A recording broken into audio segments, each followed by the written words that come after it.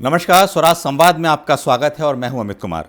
आज हमारे खास मेहमान हैं, उनका परिचय कुछ शब्दों में करा पाना बड़ा मुश्किल है। वो शिव कथा को घर घर पहुंचा रहे हैं और बहुत ही सरल भाषा में पहुंचा रहे हैं। जी हाँ, हमारे साथ इस समय मौजूद हैं अंतर्राष्ट्रीय कथावाचक और आध्यात्मिक संत पंडित प्रदीप मिश्रा जी। बहुत बहुत स्वागत है आपका। पंडित जी, सबसे पहले तो ये कहें कि हम जिस प्रदेश में हैं, मध्य प्रदेश में हैं, यहाँ पर ज्योतिर्लिंग हैं, 2 हैं, और भी महाकाल लोक जिस तरह से दुनिया भर में इसकी पहचान बढ़ी है, आपका क्या विचार है इसमें?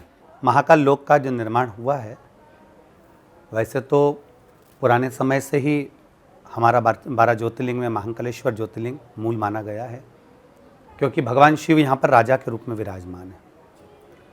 2 जगह ऐसी है, एक काशी में विश्वनाथ और दूसरा उज्जैन के महाकाल।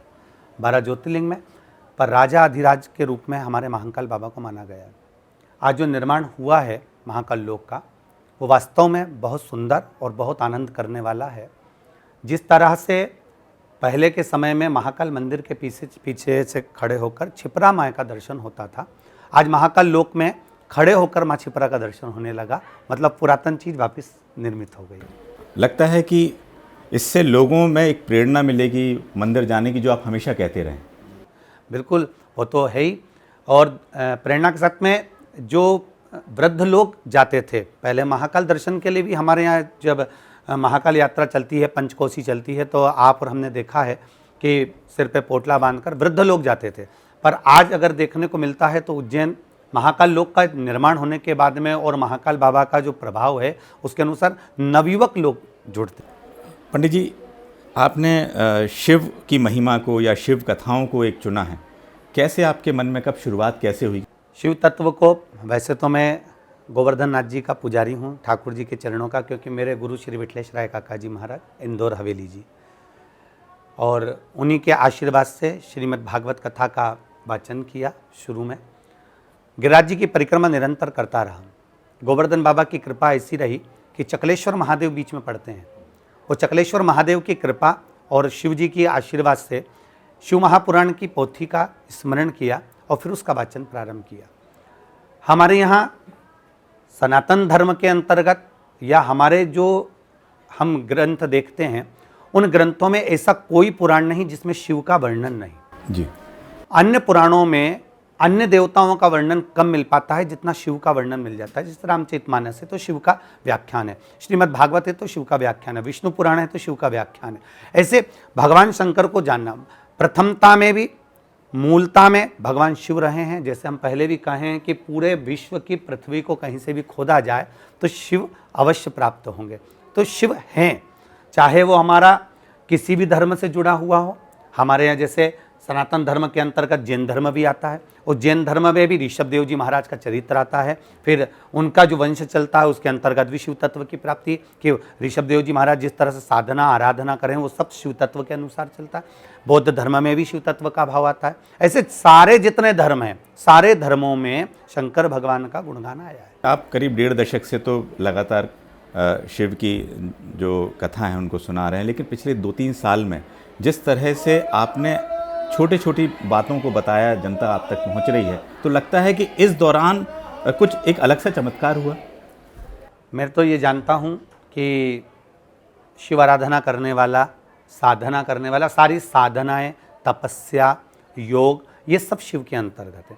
आप जब भगवान शंकर से लगन लगाते हैं या शिव तत्व की ओर अग्रण्य होते हैं, भगवान शंकर की ओर जब आप आगे बढ़ते हैं, तो जैसे एक चुंबक होती है जो लोहे के कण को खींचती है।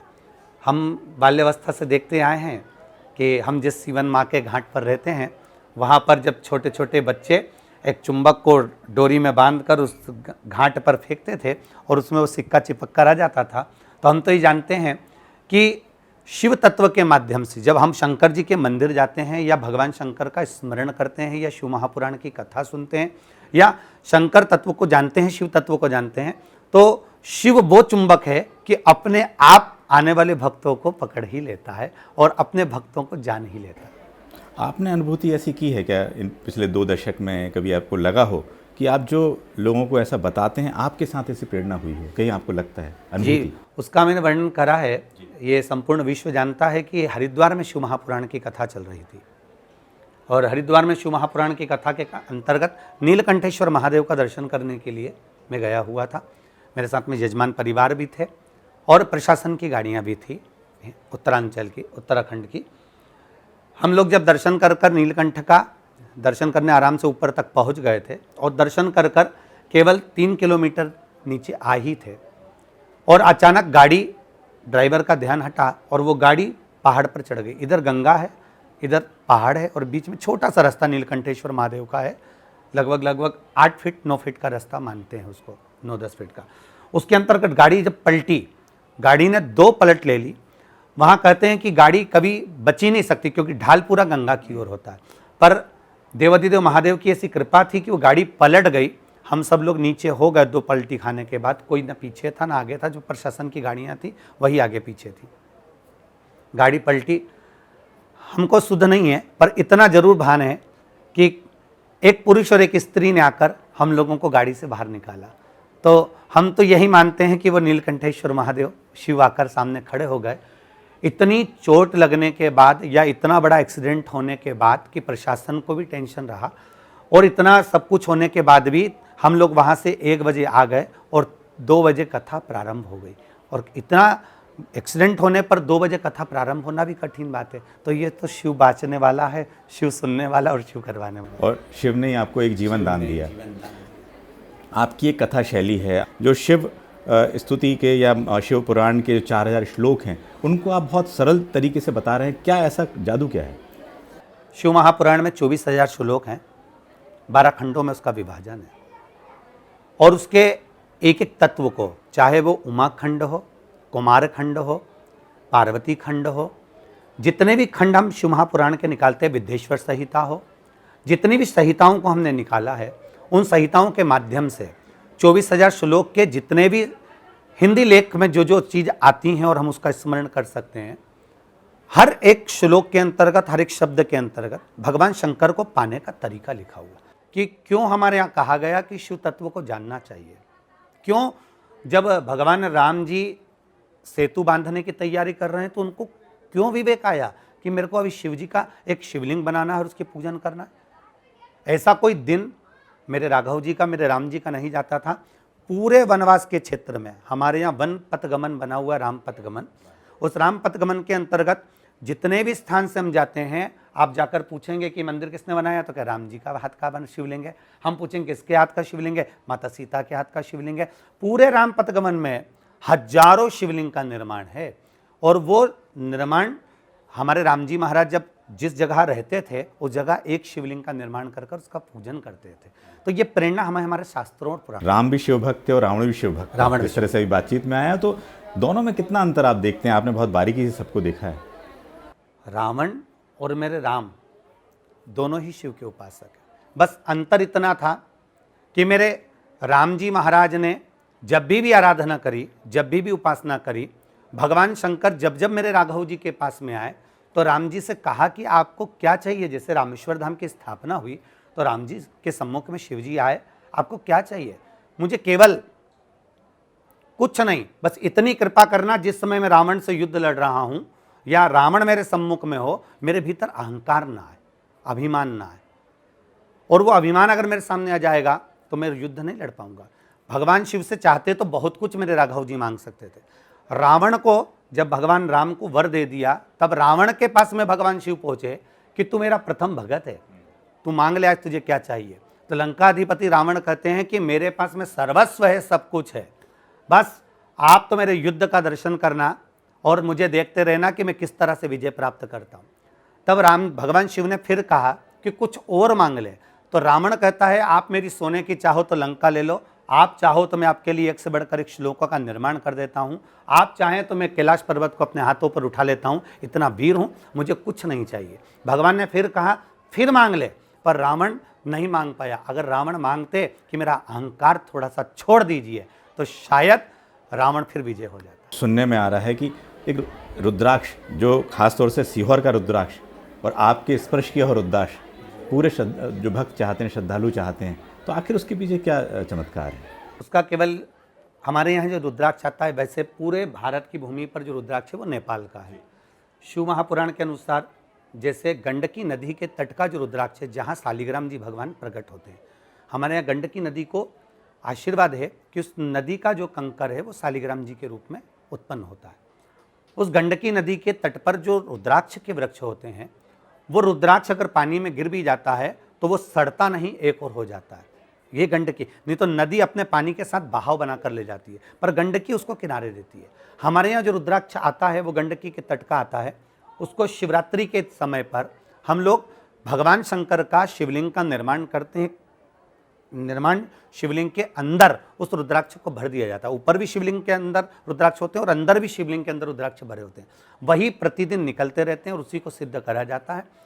सिद्ध करने वाले भी हम लोग नहीं होते, सिद्ध करने वाली जनता जनार्दन होती है, क्योंकि सब भाव लेकर आते हैं। एक लोटा जल चढ़ाते हैं, श्री शिवाय नमस्तुभ्यम का जाप करते हैं, ओम नमः शिवाय बोलते हैं या महामृत्युंजय मंत्र का जाप करते हैं। वो जब एक लोटा जल चढ़ाते हैं तो उस जल के चढ़ाने से जब करोड़ों लोग एक साथ में शिवलिंग पर जल चढ़ाते हैं तो वो अपने आप सिद्ध हो जाता है और वो रुद्राक्ष की महत्वता बढ़ जाती है। जैसे बीमारियों में लोग उसका प्रयोग करते हैं तो उसका एक अलग आनंद प्राप्त होता है। पंडित जी कहते हैं कि हर व्यक्ति को अपना कर्मफल भोगना पड़ता है, लेकिन कई बार क्या होता है कि आप उस कर्मफल के लिए कुछ उपाय बताते हैं कि भाई आपको यदि ऐसा कुछ हो रहा है तो ये कीजिए, आप अपने प्रवचन में, अपने कथा में बताते हैं। तो लगता नहीं है कि आप एक दूसरा रास्ता बता रहे हैं भक्तों को?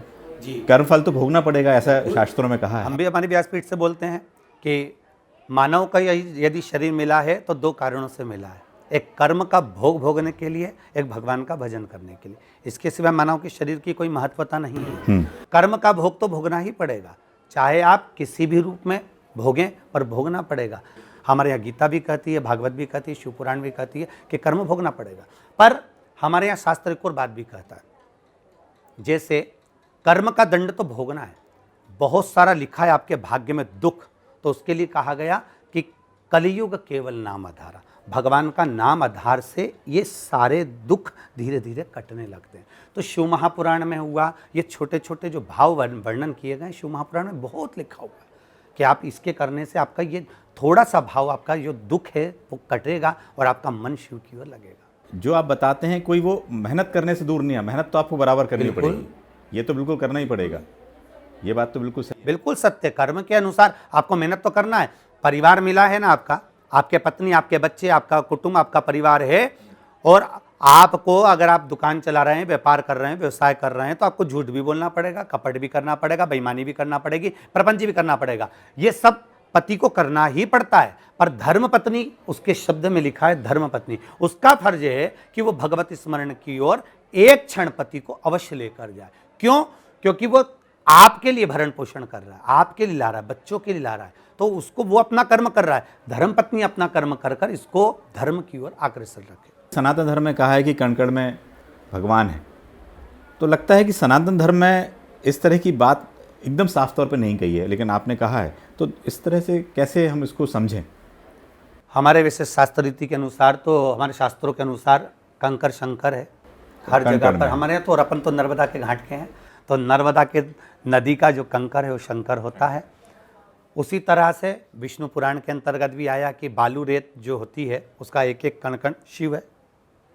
तो पूरा ब्रह्मांड, पूरी पृथ्वी शिवमय है। भगवान का हर पत्ते में भगवान समाया हुआ है, क्योंकि हमारे यहाँ तेरी कृपा बिना ना हिले एक भी अणु, और लेते हैं श्वास तेरी कृपा से अणु अणु। तो वो भाव वर्णन किया गया कि हर एक में शिव तत्व देखें, हर एक में भगवान को देखें। अभी मंदसौर की कथा आप जब कर रहे थे तो आपने कहा कि मैं बहुत ही साधारण हूँ और मैं तो तुलसीदास जी जैसा हूँ, आपने इस तरह से कुछ कहा था।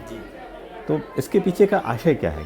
रामचरितमानस में तुलसी बाबा ने जब रामचरितमानस का निर्माण किया है, उस जगह पर रामचरितमानस को तुलसीदास जी ने वर्णन किया अपनी काव्यों में कि मैं स्वयं, मेरा जो व्यक्तित्व है, मैं इतना बहुत पढ़ा लिखा नहीं हूँ, मैंने अवधी भाषा में, ये रामचरितमानस में है, अवधी भाषा में मैंने इस रामचरितमानस की रचना करी है।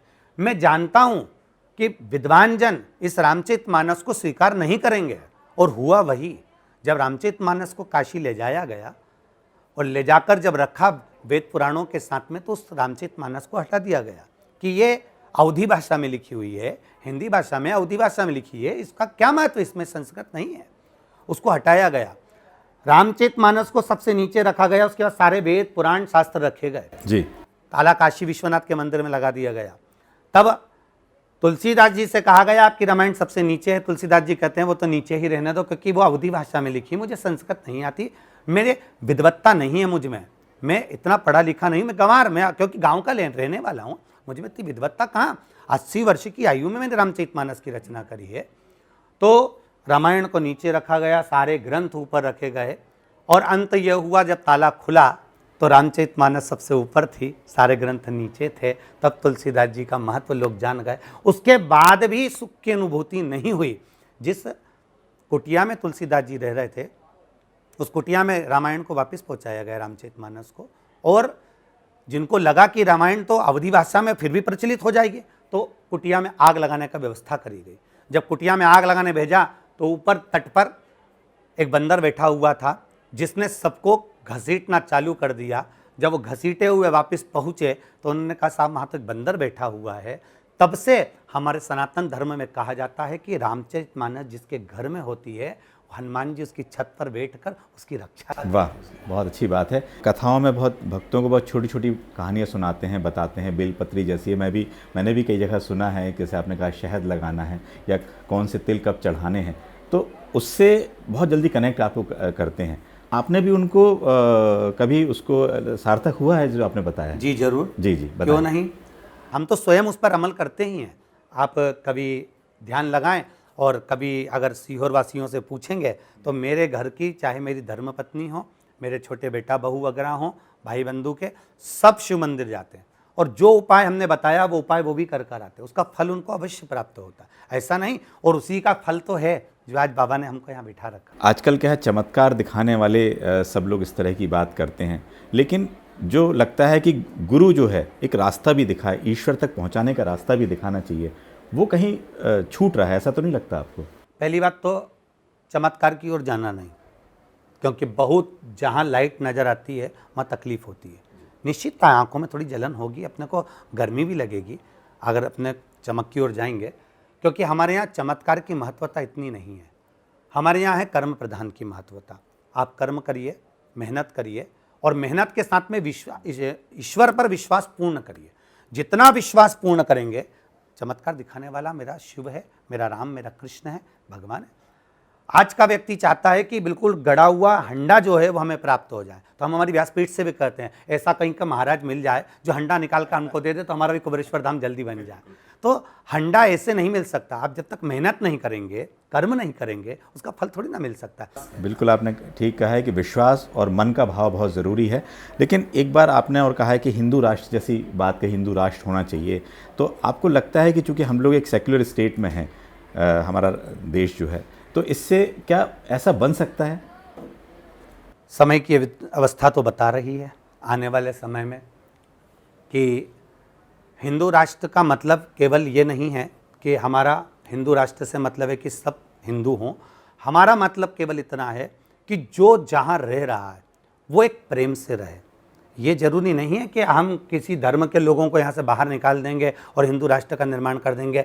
जो रह रहा है वो एक निर्मल भाव से रहे, निर्मल मन से। जैसे घर के अंदर 4 भाई रह रहे हैं, एक भाई बहुत मुंह फुला कर रहेगा ना, तो 3 भाई का मन नहीं लगेगा, भाई इसको तकलीफ क्या है, इसको कष्ट क्या है। हिंदू राष्ट्र का मतलब, मेरे राम जी के समय पर एक घाट था।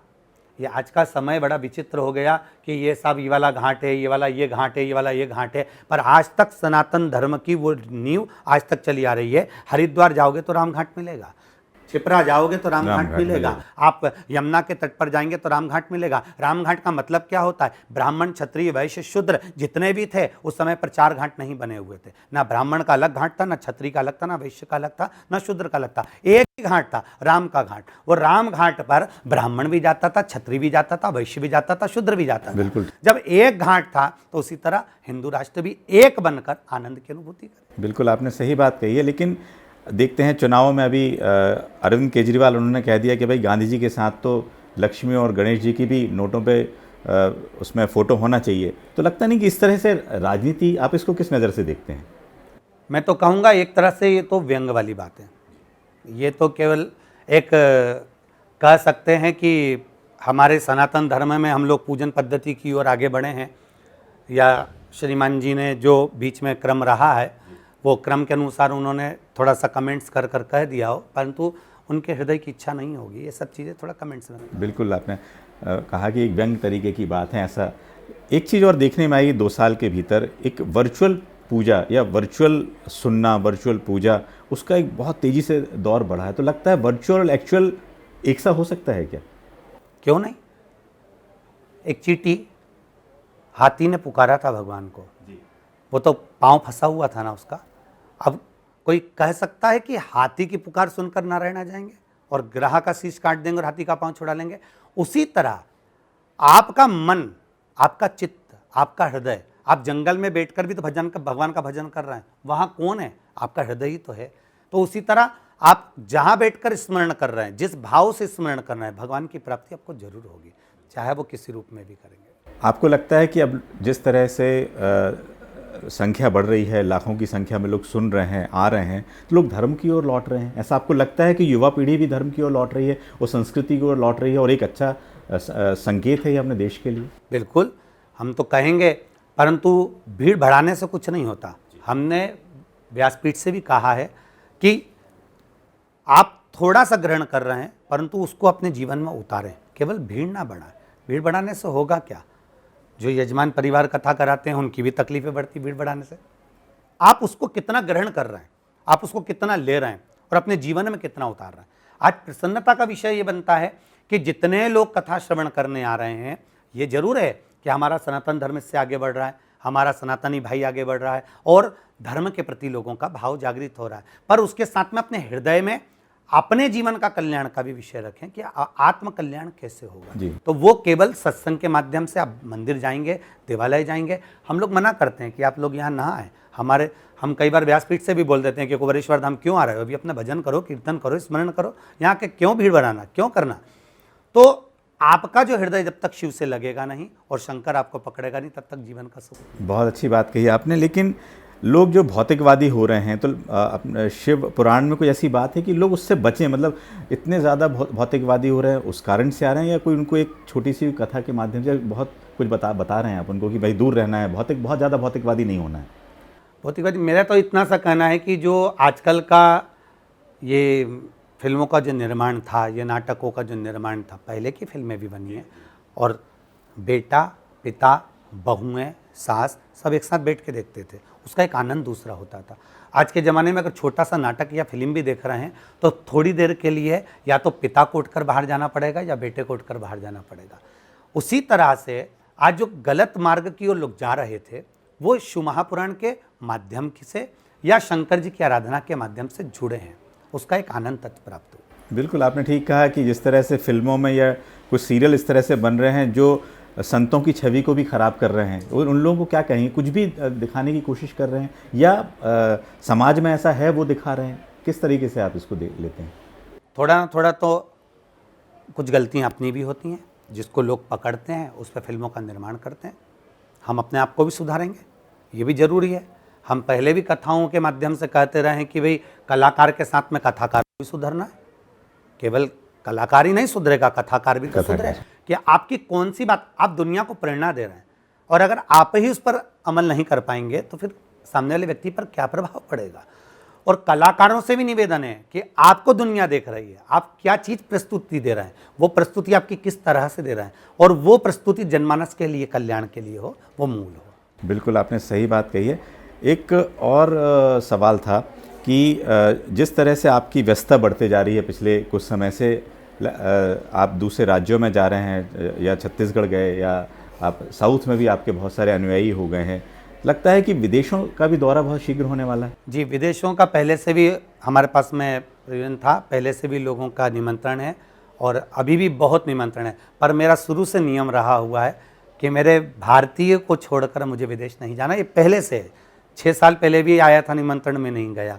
4 साल पहले भी आया, अभी लगातार 2 साल से लोग बुला रहे हैं पर जाना नहीं होता, क्योंकि भारत की भूमि, जब दुनिया के लोग यहाँ आते हैं और यहाँ की भूमि को चंदन जैसा लगा कर जाते हैं, यहाँ की रच को, हम अमेरिका पहुँच गए तो वहाँ की मिट्टी को सिर पे थोड़ी नहीं लगाएंगे। बिल्कुल हम हालैंड पहुंच गए तो वहाँ की मिट्टी को सिर पर थोड़ी ना लगाएंगे। वहाँ के लोग अगर यहाँ आ गए तो भारत की भूमि को सिर पर लगा के जाएंगे। और हमारे यहाँ वहाँ जो लोग मरते हैं तो उसको डेड बॉडी कहते हैं, एक्सपायर कहते हैं। हमारे यहाँ अगर एक साधारण सा व्यक्ति जो बहुत पापी से पापी है ना, वो भी मर जाता है तो भी लोग उसे स्वर्गवासी कहते हैं, बहुत अच्छी क्योंकि बात ये है। भारत की भूमि है। यहाँ मरने वाले को अपने आप स्वर्ग मिल जाता है, भले उसने पुण्य करा चाहे ना करा। तो ऐसी भूमि छोड़कर हम क्यों विदेश जाएंगे। और ये कुबेश्वर धाम जो आपने पूरा बनाया, इसकी क्या महिमा है जो इस तरह से पूरा? कुबेरेश्वर धाम कंकर शंकर की भूमि है, जिस भूमि पर बाबा का जो मंदिर का निर्माण है, यहाँ बाबा का बॉबी था, मतलब नागों की स्थली थी ये। उस हिसाब से सर्प बहुत थे इस भूमि पर, तो बाबा की कृपा से बाबा को ही ये भूमि का चयन करना था। आप इस भूमि की सबसे बड़ी महत्वता है, ये तो शिव जी ने बनाया और शिव जी जानते हैं। यहाँ पर खड़े होकर आप सोमनाथ, विश्वनाथ, मल्लिकार्जुन, भीमाशंकर, काशी, जितने भी ज्योतिर्लिंग का आप जाने का प्रयोजन बनाएंगे, यहाँ से खड़े होकर आपको वो एक पॉइंट बढ़ के ही मिलेगा। जैसे 101, 105, 106, 104, 408, ऐसा वो मतलब कहीं ना कहीं उसको बढ़कर एक पॉइंट बढ़कर ही मिलेगा। या तो शिव जी को बनाना था, इसलिए बाबा ने। बस अब पंडित जी एक आखिरी सवाल है, लोग ये कि इतनी व्यस्तता है, कभी पंडित जी अपने लिए भी कुछ समय निकाल पाते हैं? अध्यात्म के लिए पूरा समय है, दुनिया के लिए समय है, पंडित जी अपने लिए क्या समय निकालते हैं? मेरा मूल चाह आपसे भी सबसे निवेदन है, व्यस्त रहो, मस्त रहो, पर साथ में अपने परिवार में। जितने दिन सीहोर रहता हूँ, ये मेरे सीहोर वासी भी जानते हैं कि जितना समय सीहोर में निवास करता हूँ उतना समय अपने परिवार को बहुत देता हूँ, और पूर्ण तरह से परिवार के साथ में मेरे मिलने वाले जितने रहते हैं उनको भी पूर्ण समय देता हूँ। ये निश्चित था, क्योंकि इन्हीं का प्रेम है मेरे साथ में जो आज यहाँ हूँ। बहुत आपने महत्वपूर्ण बात कही है, परिवार को समय देना ज़रूरी है। और एक सबसे आपके लिए बहुत बहुत शुभकामनाएं, आप बिल्कुल देश विदेश सब जगह करें और लोग वहाँ के यहाँ आके सुने। और अगले हफ्ते फिर हाजिर होंगे नए मेहमान के साथ। बहुत बहुत धन्यवाद।